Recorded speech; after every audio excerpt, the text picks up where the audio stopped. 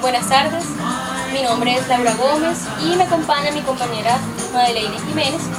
Vamos a hacer un breve recorrido histórico de la literatura latinoamericana del siglo XX, pero vamos a centrarnos en Colombia siglo XX, a través de dos obras de Ramón Molinares Sarmiento, Un hombre destinado a mentir y Exiliados en Lillet. Vamos a hacer un cuadro comparativo entre esas dos, pero también vamos a hablar sobre escritores de esta región, sobre modernismo, posmodernismo y pues, madre, ¿qué me puedes decir de siglo XX, contexto histórico de Colombia, que es importante saber de eso?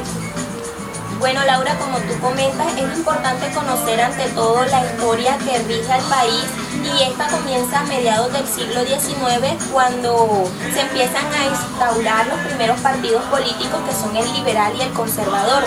En el año 1848 se instaura el primer partido liberal, que fue por Ezequiel Rojas, y en 1849 se consolida el partido conservador por José Eusebio Caro y Mariano Espina Rodríguez. Ya a mediados, finalizando el siglo XIX, hay un rompimiento definitivo con la estructura socioeconómica colonial del país. Se dan las ideas liberales, que constituyen a la persona como ser propio, no como ser perteneciente. También surge el primer caudillo liberal que todos conocimos, sabemos pues, que fue Jorge Eliezer Gaitán, que fue representativo, fue defensor de los derechos humanos de los campesinos de la zona bananera. Gracias a él se consolida el partido UNIR, que da mucha trascendencia, de hecho, una de las novelas, que es La Unión de Izquierda Revolucionaria.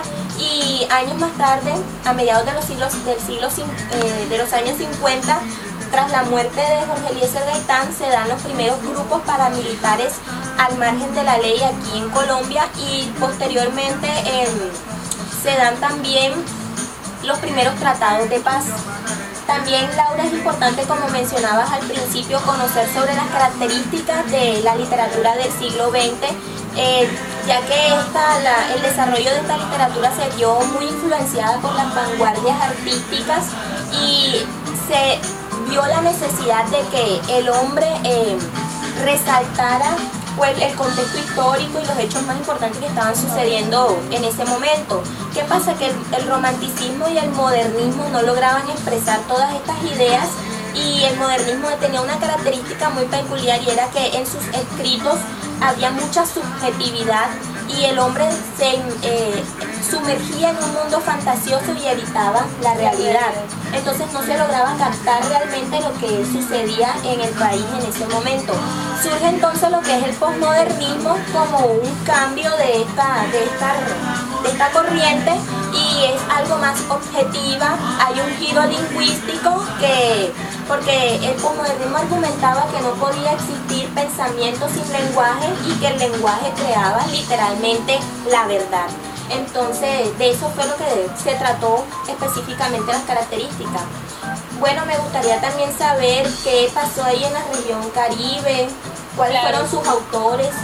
Claro, bueno, como sabemos, Colombia se divide en regiones, y la región Caribe tiene sus características específicas, y tú me hablabas de realismo social. Eso lo vemos muy marcado en la región Caribe, porque resulta que autores como José Félix Fuenmayor, por ejemplo, autores como García Márquez, autores como Cepeda Zamudio, pero más que todo José Félix Fuenmayor, ellos tomaban el realismo social, por ejemplo, un robo, el vendedor de frutas que pasaba por la calle, los asesinatos. Son cosas que estamos acostumbrados a ver en el diario vivir, pero nunca nos hemos sentado como que a reflexionar, o sea, por qué nos hemos acostumbrado a vivir estos sucesos violentos.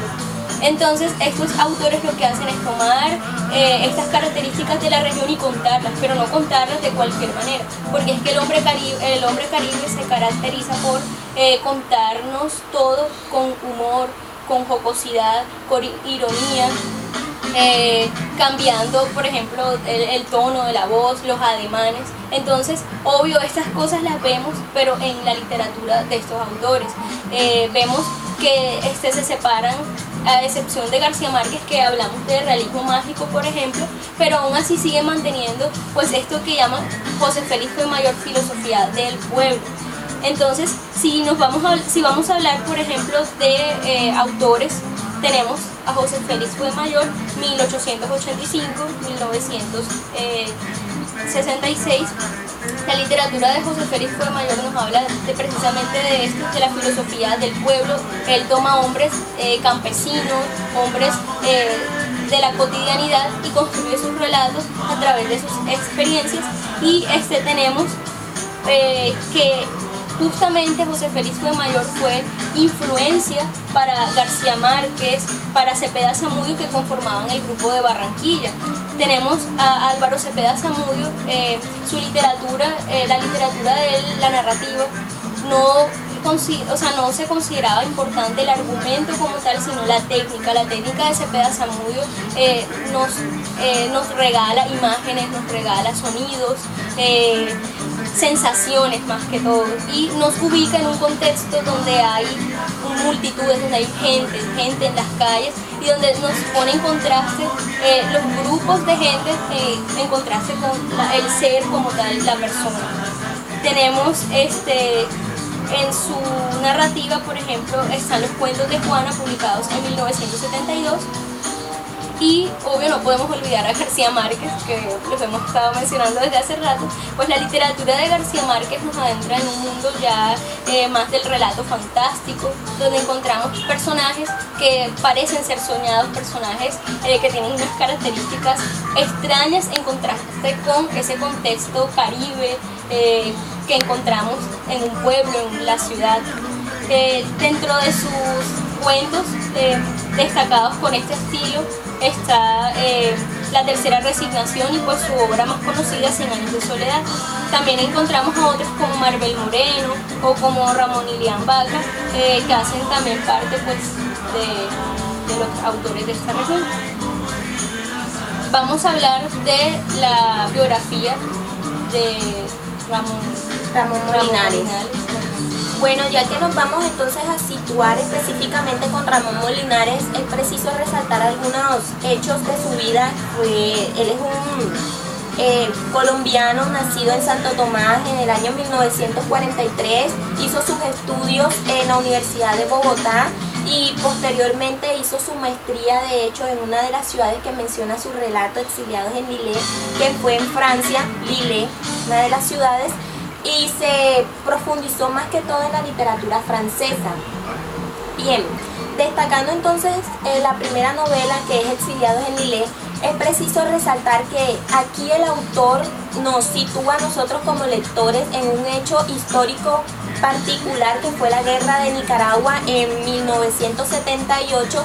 ¿Con qué fin hace esto? Con el fin de situarnos a nosotros como lectores en este hecho, para nosotros relacionarlo con lo que están viviendo los personajes de esta novela, puesto que el texto narra la historia de un grupo de personas chilenas que tuvieron que dejar su país 5 años antes de esta guerra que ya mencioné y refugiarse en Lille, una de las ciudades de Francia, debido a que Chile estaba pasando por ese momento una crisis social y política, porque hubo un golpe de estado por el posesionamiento de Augusto Pinochet tras el derrocamiento de Salvador Allende, que fue el expresidente de Chile en ese entonces. Claro.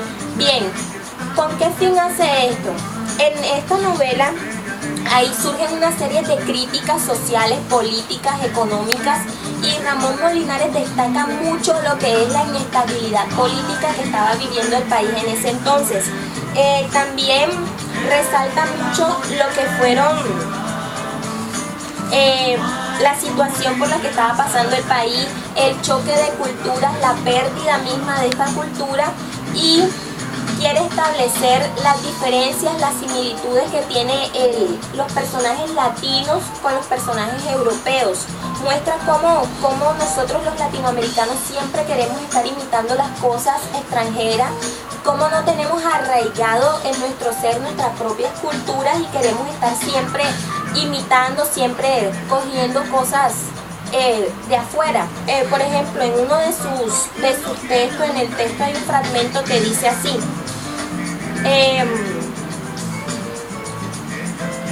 Lo que realmente los atormentaba era que estaban perdiendo la autoridad paternal a través de la lengua, ya que a las hijas de los Fernández se les había salido de las manos cuando todavía la blusa y la falda no le habían terminado de revelar por completo las formas de sus senos y sus nalgas.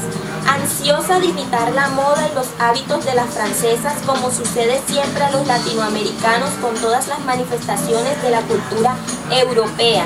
Entonces vemos cómo él está haciendo una crítica a nosotros los latinoamericanos de que no tenemos por qué estar tomando las cosas de afuera, sino propias nuestras. Bueno, también como se ve este rechazo a la cultura latinoamericana, también se ve cómo se puede perder esa identidad cuando no se conoce de tu procedencia.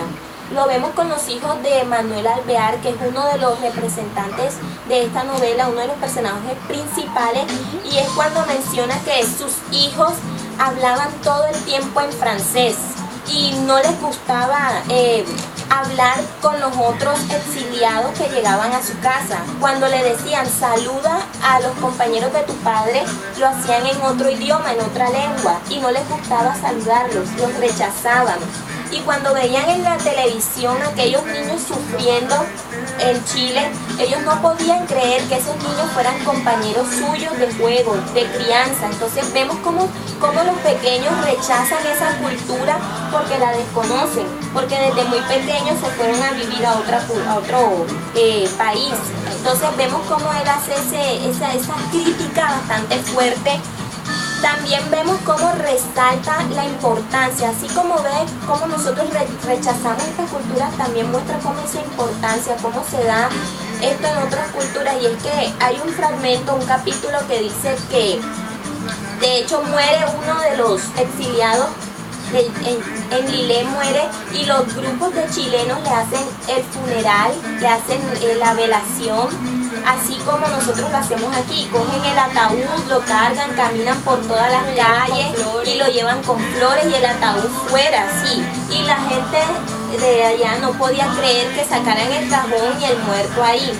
¿Y por qué? Porque ellos lo hacen de otra forma. Ellos meten el cajón, el muerto en un cajón, y lo meten en un carro y lo llenan de flores de colores, y ese es el carro que va por toda la calle. Entonces vemos ese choque de culturas, sí, exactamente, ese contraste que hay entre la cultura latinoamericana y la cultura europea. Claro, en Un hombre destinado a mentir vemos de hecho el mismo contraste, porque pues se trata de la historia de Santiago, que es un colombiano que, a diferencia pues de los exiliados, él abandona Colombia, digamos que ya más por decisión propia, se va a París, donde resulta que se encuentra con algo totalmente distinto, aunque en Colombia tenía problemas porque en su familia su padre nunca lo apoyó, de hecho lo maltrataba. Entonces digamos que si hablamos de un locus amenus, que sería un lugar ideal, en el caso de Santiago sería el momento en el que él llega a París, pero justamente cuando asume la identidad del peruano, de los Aruanda. Él asume su identidad, y en ese momento es como si Colombia y Perú se fusionaran en un locus amenus que lo llena de satisfacción en medio de ese frío, de la soledad y de esas costumbres totalmente distintas que tienen los europeos. Entonces Santiago llega y se topa con una realidad cruda en la que hay chicos como él, mexicanos, dominicanos, que también están pasando hambre, que fueron a estudiar a París, pero que simplemente, no sé, se les acabaron sus ahorros, terminaron debajo del puente, y él termina de hecho con un grupo de vagos que le llaman, debajo del puente, mirando el río Sena pasar, y sin comer, sin saber qué van a hacer con su vida. Y es aquí donde hay una frase que lanza de hecho uno de ellos, Bernard, que dice: uno debe irse de donde le está yendo mal, página 22, y resulta que él se va de Colombia porque le está yendo mal con su familia, llega a París y entonces se pregunta ¿qué voy a hacer? Entonces claro, esta muerte accidental del peruano al momento del que recibe un golpe de una plancha en una playa, el peruano muere y él encuentra de pronto la oportunidad de encontrar eso que le faltaba en su familia, de pronto un calor de madre, una familia con amor, una familia llena de tradiciones, aunque él tenía una conversación epistolar con la madre del peruano, se comunicaban a través de cartas. En las cartas él sentía, digamos que hacía como suya la identidad del chico, las culturas, pero si vemos el contraste es que cuando él llega, él se siente extraño y tiene que adaptar la forma de ser, la forma de hablar de un parisino. Entonces deja la identidad colombiana, peruana que está asumiendo para de pronto portarse más como un hombre de europeo. Me gustaría de pronto señalar unas citas que habla de esto que tú mencionabas y es sobre la identidad cultural. Entonces él dice, solo 6 meses antes yo había llegado a París, procedente de un pueblo de la cordillera de los Andes colombianos, donde las mujeres no se dejan ver las rodillas, porque nunca antes había visto flotar condones sobre las aguas de un río, porque no sabía explicarme la prontitud con que Carmen me llevó a la misa dominical y a su lecho promiscuo, dudaba por muchas cosas. Entonces también nos habla de una española que recoge a los chicos latinoamericanos, les da comida, les da caricias, les da por 15 días y luego pues los deja a su suerte.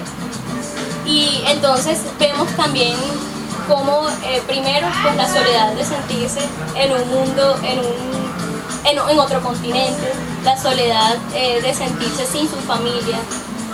Entonces son, digamos que, temas que Claro. atraviesan ambas novelas. Ahora que tú estás mencionando eso, me trae a colación el hecho de diferenciar que en tu novela él se va por voluntad propia a otro país y de hecho asume esa identidad cultural de allá, perdiendo y rechazando su identidad acá latinoamericana. Y la diferencia es que aquí los exiliados no quieren pertenecer a esa cultura y les da dolor y rechazo ver cómo sus hijos sí la están asumiendo con esa disposición. Entonces veo que de pronto la visión de mundo que tiene Ramón Molinares es ver cómo es la cultura latina y cómo se siente el latinoamericano en otros países. Sí, la condición de extranjero latino. Bueno, creo que ese es el tema principal de las novelas de Ramón Molinares y listo. Gracias. Gracias.